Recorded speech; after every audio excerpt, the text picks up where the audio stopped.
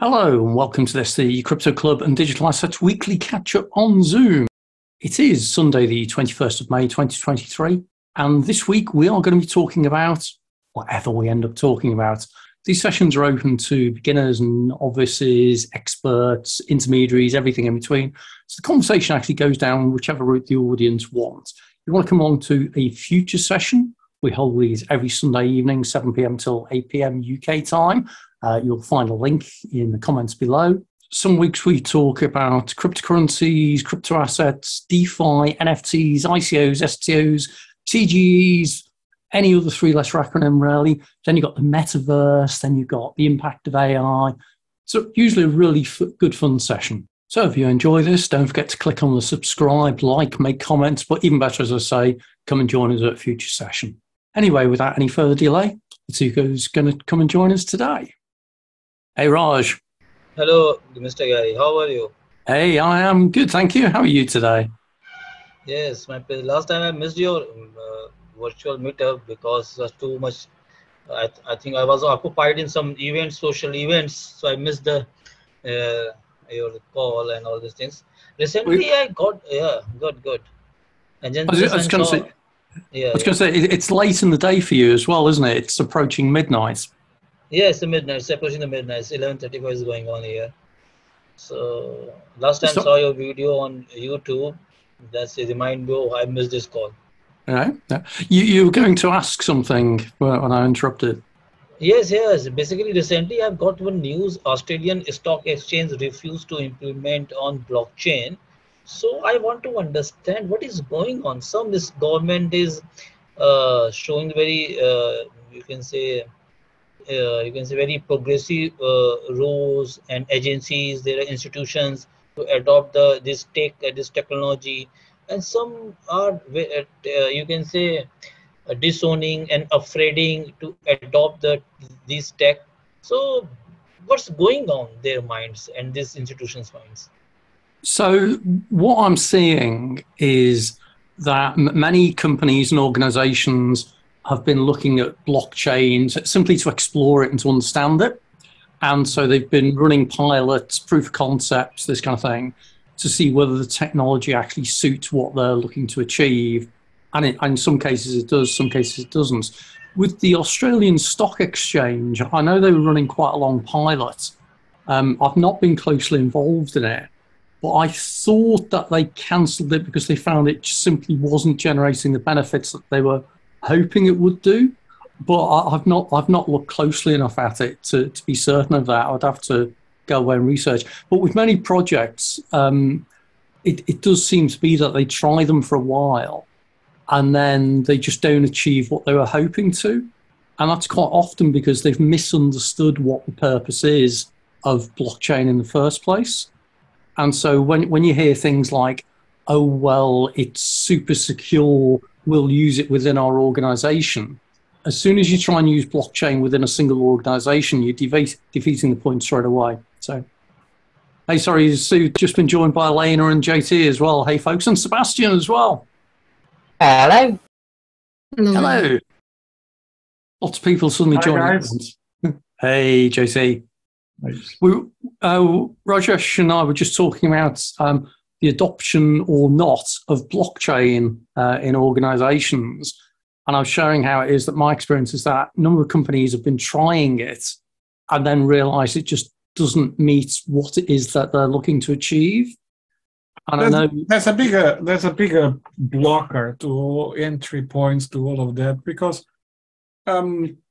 look, they tend to look at DLTs and which are centralized, which defeats a lot of the things that a blockchain should be, which is decentralization, because increased security, immutability, because otherwise anybody that attacks your servers when you're running this DLT can actually roll back and change pretty much something that says 400 and put it 500. Yeah, so it's a kind of a grandified database that you're running if you implement all of these whatever blockchains that are not really public blockchains. Okay, so and really decentralized. Yeah, so and the biggest blocker, and I spoke about this at several conferences, and you and I actually had this conversation several times, is something that all of these people creating blockchains do not understand, is that from the moment you come to organization and you speak with a CIO or a CTO, or they're going to look at this technology, the first thing that they're going to ask, well, not first thing, but one of the first things they're going to ask is, what's the SLA that you get? Because they have to, like, all this compliance, 27,001, SOX compliance, it doesn't matter what it is. They have all of this in the organization, and they can't just bypass. They will ask you, what is your SLA? And tell me which blockchain, that is, it doesn't matter, Solana or whatever, which one provides an SLA? Nobody, So they don't not run as a business. They're creating just tech, nothing else. A tech and a token that is listed to make people rich or poor. That's it. And that's the problem. Yeah. And certainly, I mean, I remember looking at the ASX project, so that's the Australian Stock Exchange. What they were planning on doing was rebuilding the entire stock exchange platform, including using DLT or blockchain technology. And I think the project ran behind. I think in December, they said something like that. They'd only rebuilt something like just over half of the functionality. And I think this is where they were beginning to discover that it's not quite as easy as they thought it would be to migrate onto a new platform. And it comes down to, JT was listing off some of the things there about why you would build something on a blockchain: immutability, security, decentralization, distribution, and that. Well, they're not necessarily good justifications to re-platform something. And so I've seen a few cases where people said, oh, yeah, it does all these things, but actually they're of no benefit to us. So ASX is actually one of the longest running blockchain migration projects. I think it started about 6 or 7 years ago. And they've been working on it for ages. And then I think towards the end of last year, I think Accenture did a project review. And the project review said this project is not anywhere near completed yet. So it may actually be down to it being a project failure rather than a technology failure. So we'll see where it goes from there. But I've not been close enough to understand it. The biggest problem, I mean, you are right. A lot of organizations, and I used to work for very large, and you as well, and a lot of people are in blockchain and crypto today. They have as well. It's always that cost-benefit analysis, like you said, but there's always a but, and this is, I think, what many people fail on, that cost-benefit analysis. What is the cost, of your reputation when it comes to security? Yeah, where you have things change, leaked, it doesn't matter, because just implementing something that an internal blockchain or DLT doesn't matter, is the same thing as having a distributed database, and any Oracle will do. So, Oracle, whatever, Microsoft, or any cloud solution out there, it's just distributed. Yeah, you handle a lot more volume, blah, blah, blah, all of those things, and including speed and so on. So having a blockchain that is internal is absolutely, or DLT, is totally ridiculous from my perspective. But on the other side, it's like I said, there's not many out there that can provide all of those services. That's why when I saw some article today, what was it? The Saudis and UAE, guess which blockchain they chose for their CBDC? That's Ripple, isn't it? No. No? They're not you. Starts with an R, but it's not. What one has a number in it by any chance? Yeah. Like 1, 2, 3. R3 corridor. So, of course, because okay, I understand central banks, they need to run in a different way, they can't be on a public chain exposed, And what has R3 Corridor been working on for years is, is trying to solve some of those problems, but still is a problem, because from the moment a hacker or a nation state enters that private run blockchain, because it's still connected internally, it runs on servers, has IP addresses, It's a chaos. They can cause chaos on the network, I'm totally against any implementation of blockchain that is not public. But on the other side, if your organization, there's only a couple of them that are trying to make this right. And one of them is Zero, and the other one, I can't remember the name, They actually create an ecosystem, but it's so hard for these people to understand how to create a channel, you know, with sales, support, all of the stuff that we know that organizations need, yeah, when you actually buy tech. Might it have been Hyperledger? Mm-hmm. Hyperledger? Mm-hmm. Which about it? Sorry, Sebastian. I was thinking there's the LF0, and then isn't there Hyperledger as a helping organizations use blockchains? Well, Hyperledger is part of the Linux Foundation these days, so it's the open source community, and it has within it several blockchain capabilities, such as Hyperledger Fabric, and the name of the other one escapes me. But they're very good on educating companies and that kind of thing, and on building blockchain capabilities. And IBM did quite a lot of investment into Hyperledger Foundation's technology to build it up, definitely. Yeah, and LF0 is just a layer 0 that uses, I think it's an implementation of Substrate and a DAG concept that they've created, you know. So it's a mix of blockchain and DAG. So I just know Elena's going to pick up on that one, because I think we've spent enough time in the past explaining what layer 1 is, which is like the Bitcoin, the Ethereum, the base level blockchains. And then we've discussed layer 2, so things like Lightning, that kind of thing. What's layer 0? Go on, JT, you came out with a quote of layer 0. So what's layer 0? Sorry, I was muted. Okay. Well, for me, it's just the same thing, you know. It's just people call. Actually, my mistake, you know. I was just reading about layer 0 today, the actual project itself. Yeah. Okay. LF0 is actually a layer 1. Yeah. So okay. Layer 0 is, look, it just instead of actually being just one protocol, one chain, is something that connects multiple blockchains. You know, in essence, that's pretty much. And it just enables cross-chain communication, makes it easier, you know. So, sorry. I was going to say, so how does that compare to things like Interledger, Polygon? Is it Polygon? Polygon is layer 2. Okay. But you've got Interledger, and you've got, is it Chainsy and the Parity? I'm trying to remember what are the other interoperability platforms. But, you know, I think Interledger is it more focused in payments? I don't know a lot about it, you know, to be truly honest. But I think it's more focused, a protocol that is more focused on actually payments, you know, decentralized payments and stuff like that, you know.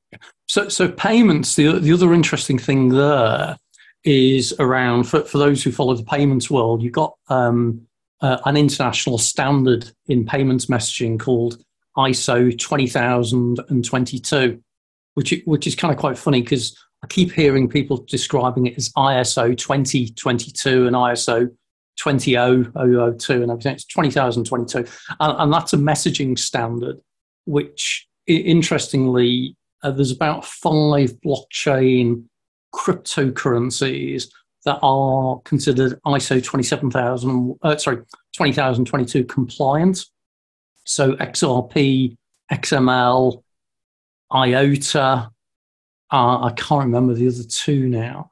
But I think that will lead to a change on the payment side of things.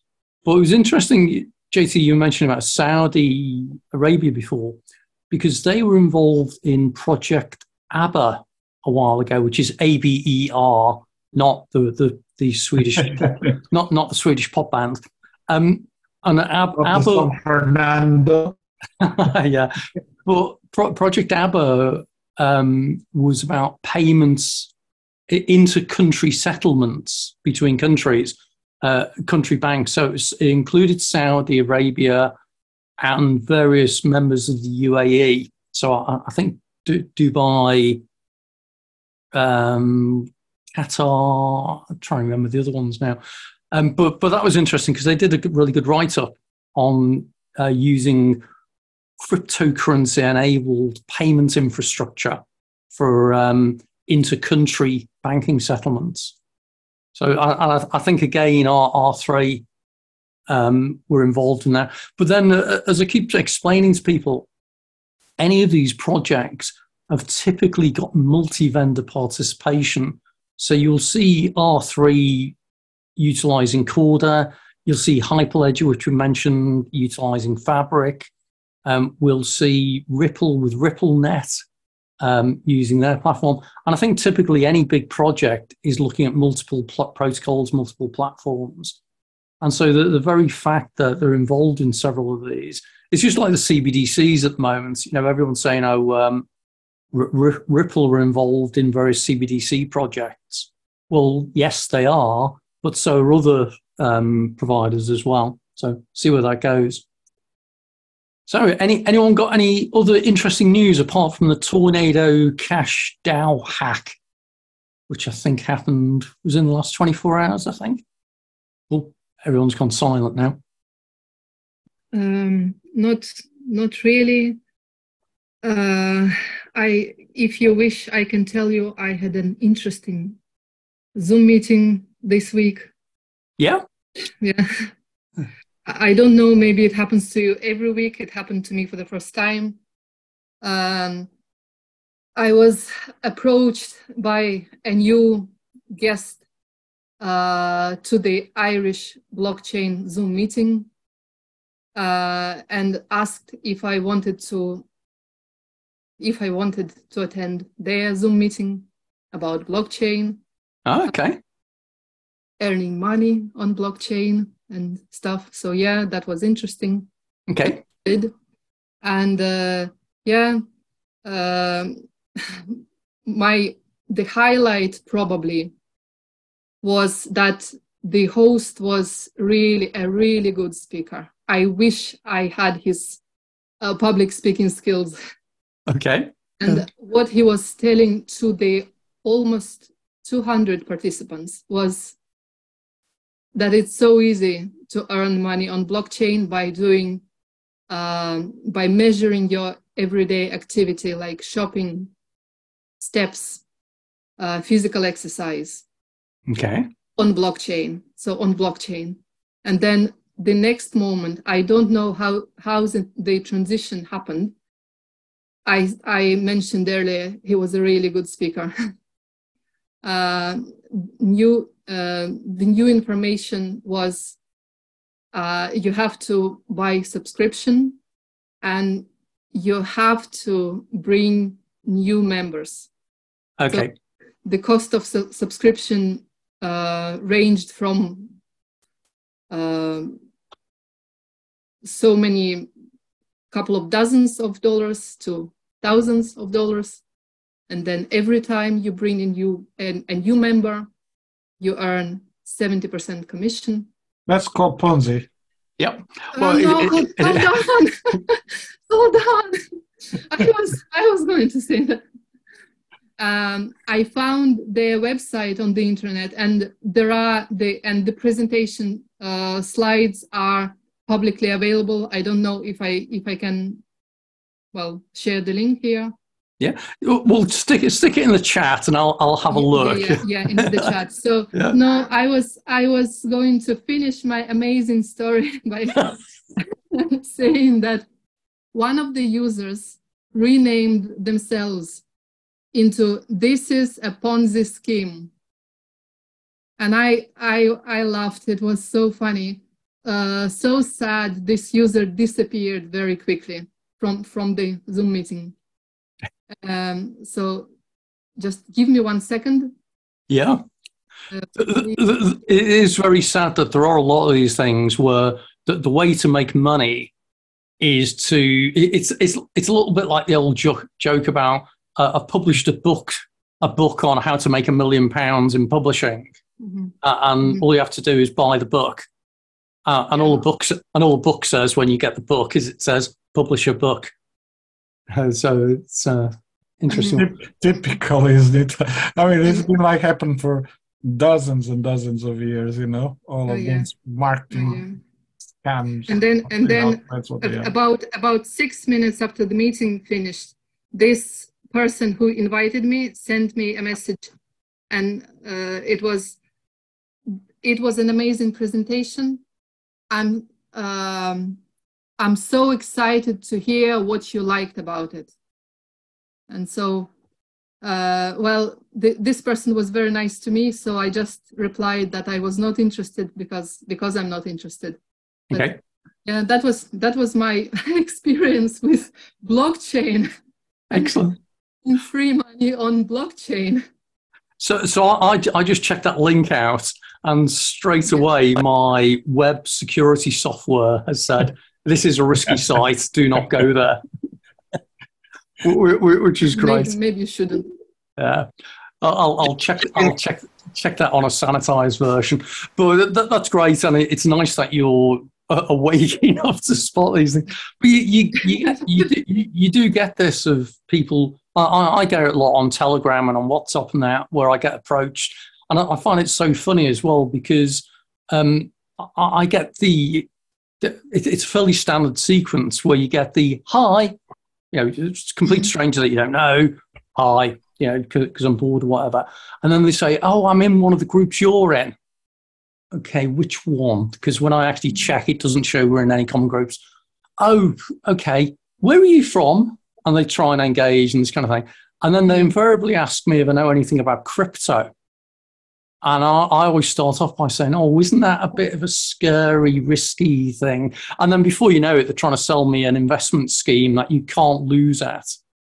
Okay. And it's either, as you say, it's what's known as an MLM, which is a multi-layer marketing thing, which is the, I get paid for introducing you get paid for introducing someone, and it's a pyramid scheme, which, it's why it's called Ponzi, which is based on that originally. If anyone approaches me again and asks if I know anything about blockchain, I will also respond, oh, I heard this is a risky thing. Yeah. I always, it depends how bored I am. Because occasionally I get the delete, and other times I kind of engage. And I've had some really interesting conversations, and you get the oh, this is no risk whatsoever. You are guaranteed to make 5% per day. It's like, wow, that's impressive. Well, I could do with some money at the moment. 5% a day, that's good. Yeah. What's the minimum you need? $1,000. Well, okay, great. Okay, yeah. And it definitely makes money. Oh, guarantee. Okay, right. Okay. Well, sign me up. Okay. And invariably, they start giving you the wallet address.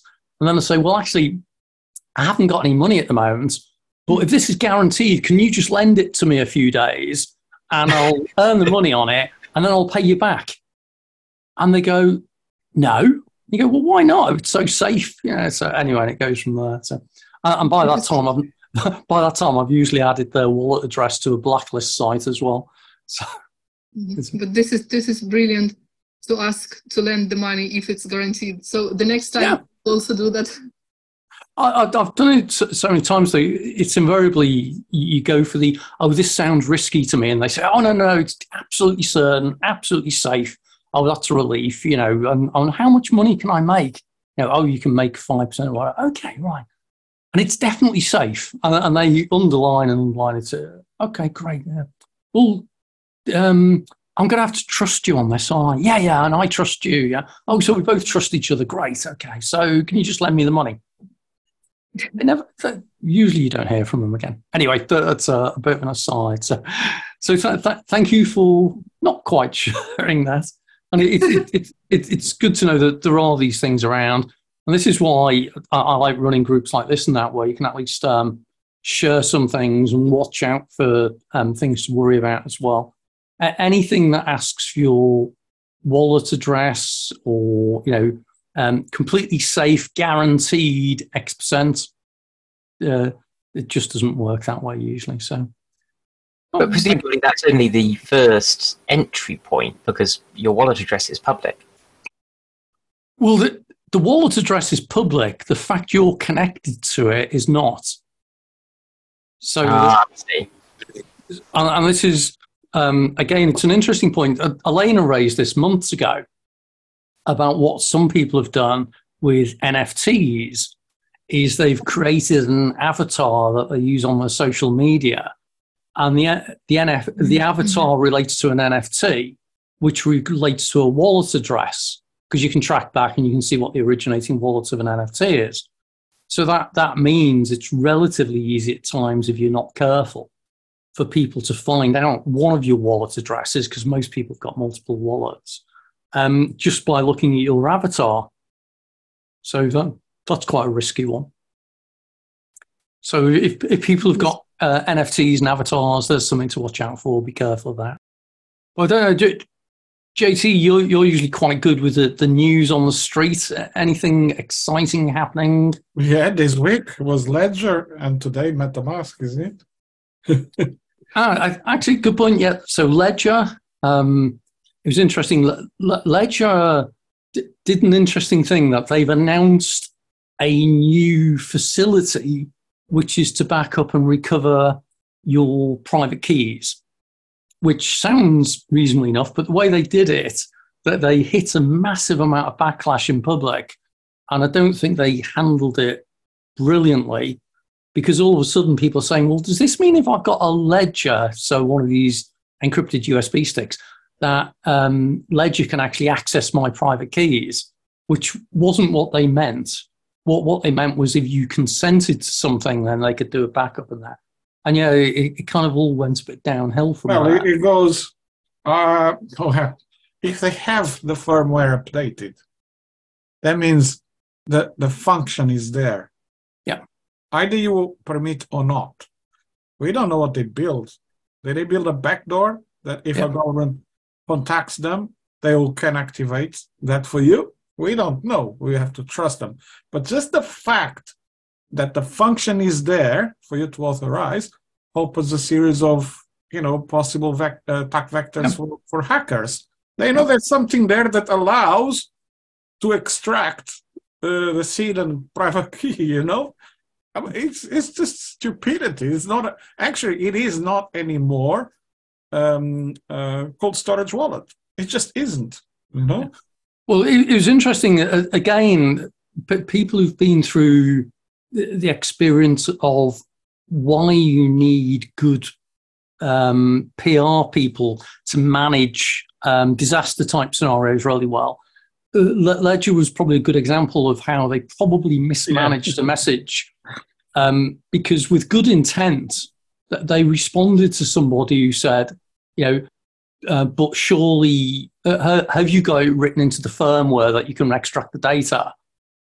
And instead of saying, we don't publicly comment on the security of our technology, they instead said, well, as a concept, yes, that could happen, but you have to trust us.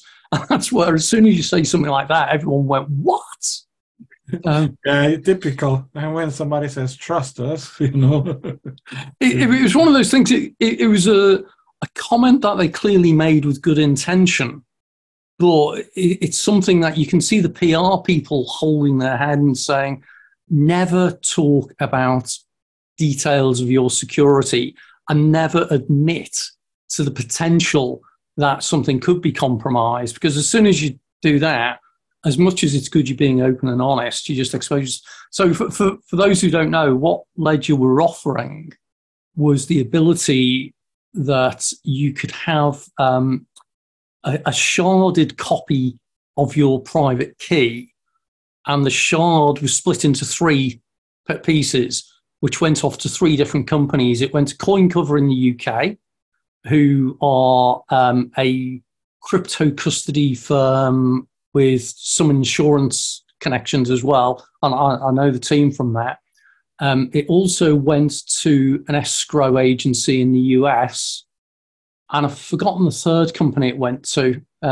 Maybe it went to Ledger or something. But anyway, it went to 3 different companies as a split. So each of them received a shard of the key. The problem with that is that now means that hackers know that CoinCover, this escrow company, and whoever the third party was, are holders of partial keys of people's backups. So that's not great. That's going to expose you. Instant target. Exactly. It's like painting a big target on your back. And so that was not great. But what people then started reading into was the well, if you can activate this service remotely, and it's something like, I think it was $10 a month or something, they could activate it, then that presumably means Ledger's got some ability to activate something which does something on your physical device. And all of a sudden, other people went, whoa, hang on, what do you mean you can change the firmware on the device or whatever? And that's where it turned into a bit of a PR nightmare for them. And more, then people start, oh, does that mean if a government contacts you and all of these three, that you have to handle those shards, the key, And their reply was, yes, we'll have to. Yep. So, you really got people scared. I think, look, I see it in two ways, okay?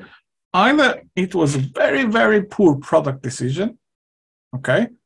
And what I mean by that is they could create a totally new hardware wallet with that service and leave the ones that people just care about having, just through cold storage. Don't touch them. That's it, Then whoever wants to opt for that service with everything clearly defined, then we'll buy that service with the new type of ledgers, So either it was a very poor product decision, or the pressure on governments and laws. They're a French company, There must have been something related to governments that put them really under pressure, and they start to probably cite some laws, to them, and they probably had to ban. But we'll never know these things, It's certainly, I've been following it with interest because I'm involved in a crypto custody project. I know. And I'm certainly looking at it with great interest to see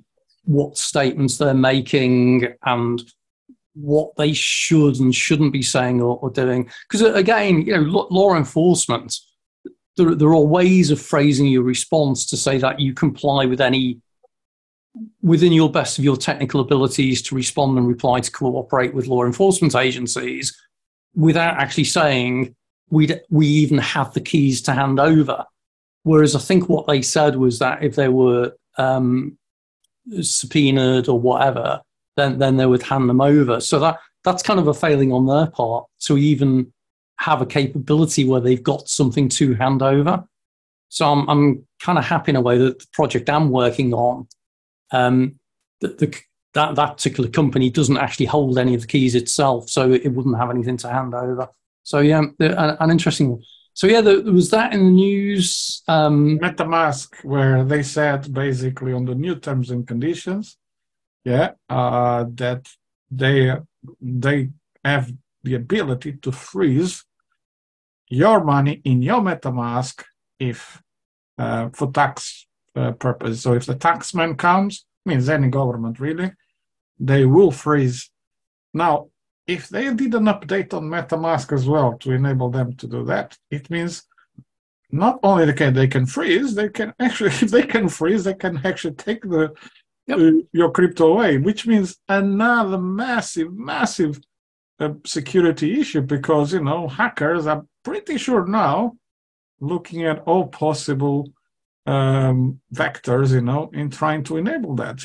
If they can exfiltrate that, man, it will be chaos, basically. This is relevant to something that I asked a few months ago, and I've still been looking for a Ethereum wallet which is in the same vein as Bitcoin Core. And so that's something that's open source, obviously, but isn't reliant on a browser plugin or a third-party server. It's something that communicates directly with the network. And so far for Ethereum, I haven't been able to find something like that. You mean like my Ether wallet, or different to that? Well, I'm not quite sure, but if like Bitcoin Core, you have your private key and you store that on your computer, and the only thing that goes outside of your network is the cryptographically signed transaction itself. Yeah. Whereas with MetaMask, you've got this master key, which is connected to a browser extension, and of course, browser extensions can communicate with the web. And so there's that kind of extra layer of, there's an extra layer where you could have a security vulnerability or an active attack. Right. So coming back to the example of Ledger, is that not what Ledger provides? Because that does the digital signing via... I'm not quite aware of that. Is that something maybe you could link to? Because I think that's the way it works. That Ledger certainly, as well as acting as a physical wallet, that means that it verifies any transactions and it digitally signs the transaction when it's going out. And that works with multiple cryptocurrencies. So that's a hardware wallet, is it? Yes. Yeah. Yeah. So I think hardware wallets are probably the best way of doing it, given that there doesn't appear to be any kind of offline software where you can store the keys and use a desktop program. That seems to be the real deficiency. Okay. So one of the things I'm involved in working on at the moment, and this isn't a sales pitch, but it involves having a standalone device which is using a HSM technology, so hardware security module, but it's got everything programmed within it. So it's effectively its own computer, okay?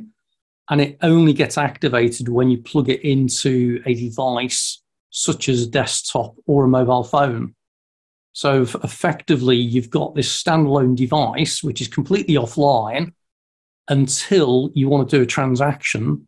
Then you provide it with access via the internet, via a laptop, a computer, or a mobile phone, and it does all the computing and all the signing and everything, which is probably as good as you're going to get with most things on that. Oh, and it also instigates a zero trust network as well, so somewhat better than the VPN. Yes, I think hardware wallets is, and hardware security modules do seem to be the way to go. Mm-hmm. And I suppose I'm a bit surprised that nobody's emulated what Bitcoin did at the very beginning, which was provide a sort of compromise where you're not getting a hardware wallet, but at least you have the keys on your own machine. Yep. So again, what we've been looking at developing is a software capability around that, where it runs in kind of within an enclave on the device. So effectively, you can boot your PC up with a dedicated profile, which only allows this application to run and nothing else, which gives you some more security around. And then you don't need a physical device.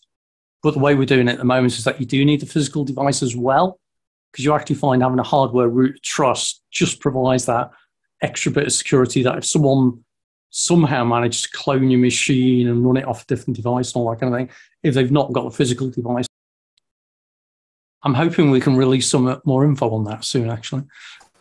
Yes, that would be very interesting. So, definitely. Okay, so we've got just over 15 minutes left, and we've drifted around a few things. I don't know, Rajesh, you've been listening in quietly. In fact, Rajesh is gone. Has he? Oh, mate, yeah, he's disappeared. JT, you were confusing me because your avatar's disappeared and you've got something completely different now. God. So are you still working on the distributed video? Is that what Relays is? Yes. You need to start to do your calls on Relays. Okay. Yeah. Yeah, that's what I'm doing. I'm just changing my profiles everywhere, and because we've been kind of a sort of in stealth mode and going out to market now. So okay. Yeah. So when will you be able to share publicly what you're up to? It's just go there, you can actually see it. But we're going this week, hopefully. We were going to do that on the first week of April. It's a bit delayed. We're going to release our test net as well. So you'll be able to run nodes. So okay. I don't know if you know how video conferencing works, but, it doesn't matter, Zoom or Google Meet or whatever, they need servers all around the world because people are different locations, yeah? Yep. So, of course, those are centralized. And of course, prone to attacks, prone to, not having privacy, all sorts of things. And of course, I don't want to touch who does what, Yeah. You can figure out yourselves, and by having a network where people can run the nodes themselves and get incentivized with our token that we will release, then it just enables a total decentralization, Okay. That a combination of smart contracts built on a multi-chain strategy, really. So this, if you do a call on relays now, it will go through the near blockchain. Smart contracts are on the near blockchain. And we just now looking for the next 2 chains to build on the smart contracts. So that means is the encryption doesn't happen on your app, on your device. That is total, how should I say, black box, everything is negotiated. By the way, there's no downloads, it's your browser, it's even simpler. So less attack vectors as well. So yeah, it's going to be exciting. We're going to start to market with all sorts of strategies to attract people. So I love the hyper secure. It's not just secure or commercial grade, it's hyper secure. That sounds very safe. Well, it's totally centralized, and and that's the key thing, You guys, I don't want to shield it, basically. Yeah. People should make their own decisions, Yeah. It's very simple. Can you go through that, actually? Just type the room name. Type anything, really. Just while we're talking, no. Go there. Go back to the screen where you see. Just type there something on the room name. Oh, sorry, I didn't mean, sorry. Yeah. So you can see the user experience. Just type something in your name. Doesn't matter what it is, Yeah, doesn't matter. Your name, and then you click connect. Yeah. Everything is browser-based. So you see here, a good thing that we've done is basically you need a wallet, yeah? And the wallet, the public keys of every participant on the call, is what's going to generate an ephemeral session key. So it goes to smart contracts, and then a session key is generated based on that, and then distributed across all participants. That's where the encryption pretty much happens, Now, if you don't have a wallet, we can onboard. If you go there, create a quick account. Mm-hmm. I won't do that right now. No. Don't worry about it. Seriously, you'll see it's another screen that appears. You don't need to do anything. Seriously. So basically, when you accept here, we are going to create an account in the background. Okay. We tap into the near blockchain and near wallet, and we generate a wallet for you and dump the keys and the seed phrase in your browser storage. And then your browser authenticates automatically with the smart contract. So what that means is we can onboard Web2 users as well, not just Web3 users. Okay. So that provides you like a single session wallet for the purposes of Yeah. Well, and not if you don't want to clear the cache, every time you come, you don't need to go through that process. Just authenticate you straight away to any call that you join. It's a very different approach from what you can see out there. Yeah. Yeah. Well, it looks impressive. Well, I shall check that out separately then. Thanks for sharing. Yeah. Enjoy, guys, and enjoy security in your calls and privacy. That's all I'm telling you. Yeah. You can do your own research. So I'm intrigued. How does this differ from, say, a more traditional, Zoom that we have? Well, not so much Zoom, but more like the, XMPP stuff and end-to-end encryption in the traditional sense. Well, because the end-to-end encryption that you often listen to, majority of times doesn't exist at all. So, for example, in video conferencing, there's something that happens. It's called transcoding. As the calls are routed across the world, transcoding means decoding and encoding. Yeah. Every time that happens, you can guess what happens. Yeah. There's no encryption at that point. Yeah. So the same thing when the call is recorded, like this one, you can't record encrypted in encryption. You have to record first and then you encrypt it, which means this call can be intercepted pretty much by anyone that understands a little bit about protocols and video protocols. Yeah. So it's a mix of things. It's not just one thing. Then there's I'm going to bore people. There's something called MFU, which is a framework that Zoom uses and Google Meet uses as well. I mean, it's several layers that are built on top of each other. And at the moment, you talk to any expert in communications, and they will tell everything. It's a joke, really. So I guess the kind of semi-unique thing about this is the fact it's running via a blockchain capability. Yeah, and decentralized. And the fact it's decentralized, yeah. Yeah, we don't run the infrastructure, and that's the point. Whoever runs the infrastructure can intercept whatever they want. Yeah, so I'm very intrigued by this because I've done a lot of reading on the kind of more traditional telephony methods and like SIP, hairpinning and such. And I was wondering, like, are you still using that as kind of the basic transport, or is it actually going to? We still use WebRTC, but we actually bastardize. We put a lot of stuff into it, basically. So you've still got the WebRTC is providing the video transport, and the hairpinning is done over this blockchain? So we pick up on the SFU. I don't know if you know about it, but we pick up on SFU and we build another layer on top of it, which strengthens. That's why the hyper-secure bit comes, yeah? I see. It creates another level of encryption before actually goes to a blockchain. So it's already there, a few levels of good encryption. Then it goes to a blockchain where we have the smart contracts, and then a new key is generated. Yeah. Yeah, because go on, Sebastian. Yeah, just a suggestion.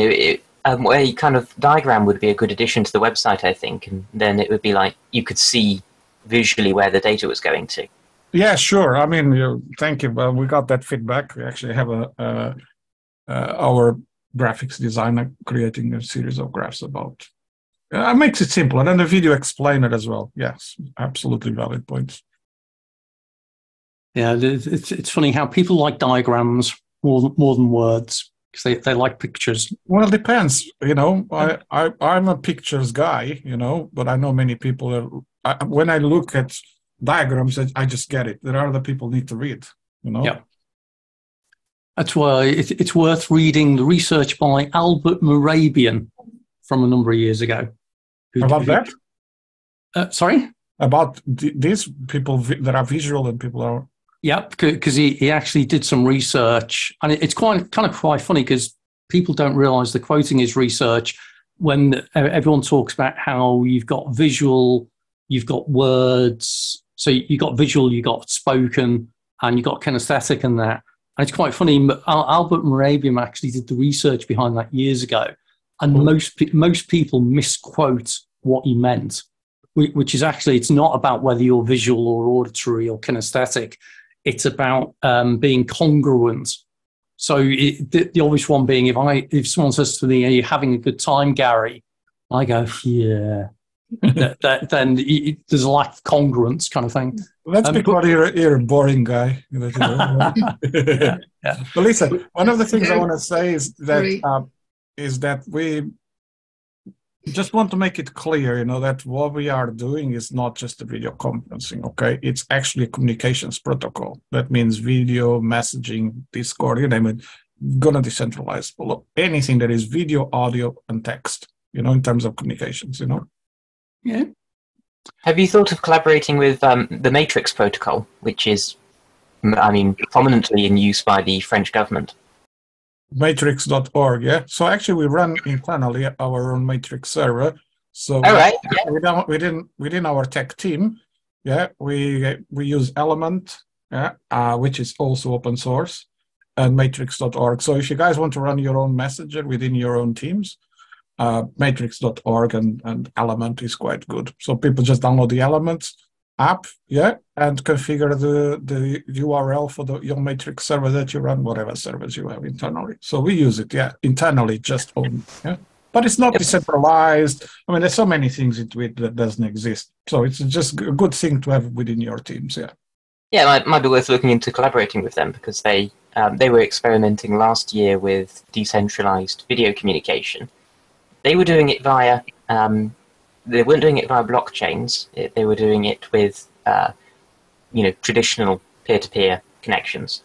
Yeah, there's quite a few people attempting to do this.